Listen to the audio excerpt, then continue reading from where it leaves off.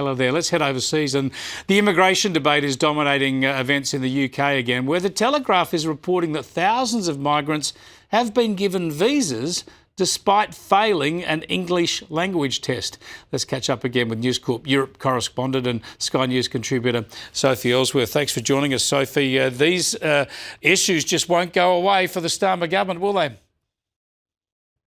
Yeah, great to be with you, Chris. Look, they absolutely won't. And this is just another farcical situation here in the UK where people are losing trust in the system of allowing people to migrate into the UK.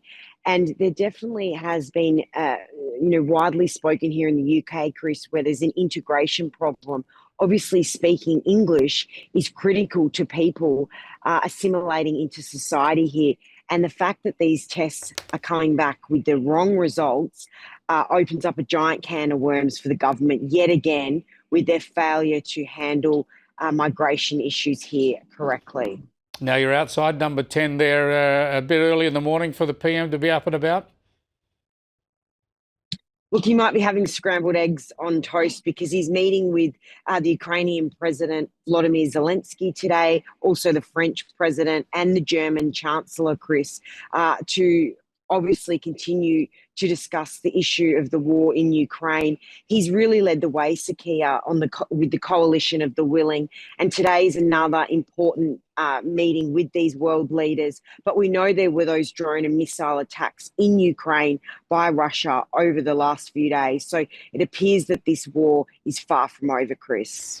Indeed, we'll see what comes of those talks later tonight, our time. I want to get back to immigration, though, because as it happens in this country, the public broadcaster plays a controversial role, seemingly supporting illegal immigration. The ABC has always been on that side of the argument in this country, and the BBC's under fire in the UK. Here's a little bit of what's been to air on the BBC.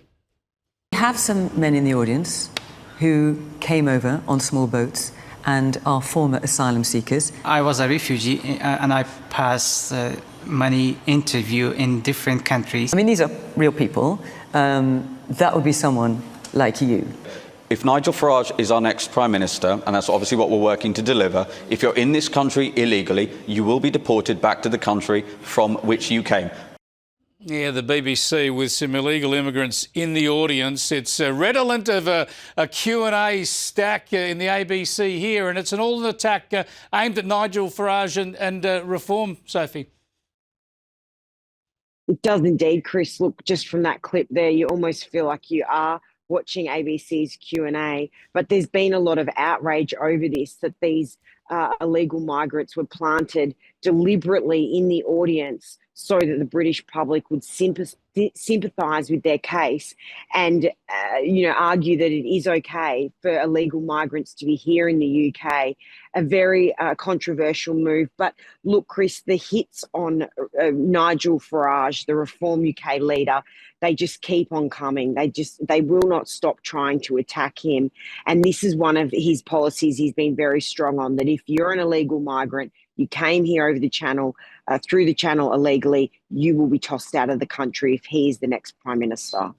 And a very sad time for Meghan Markle. Her father is in the Philippines and in dire medical emergencies. That's right, Chris. Thomas Markle had his leg amputated last week. And we know they've had a frosty or fallout, really, relationship between the two. They haven't spoken in many years. The latest reports are that she's ringing around hospitals in the Philippines trying to track down her father after it was claimed that she emailed him in recent days, given this latest news that he is in a very serious condition after losing his leg and is facing a life battle. But this fallout is incredibly sad, and one really that should have never come to this, Chris. Very, very sad situation. Yeah, let's hope she gets to catch up with him before she has to regret it. Thanks so much, Sophie. Appreciate it. Sophie Elsworth there in the early morning darkness outside number 10 Downing Street. She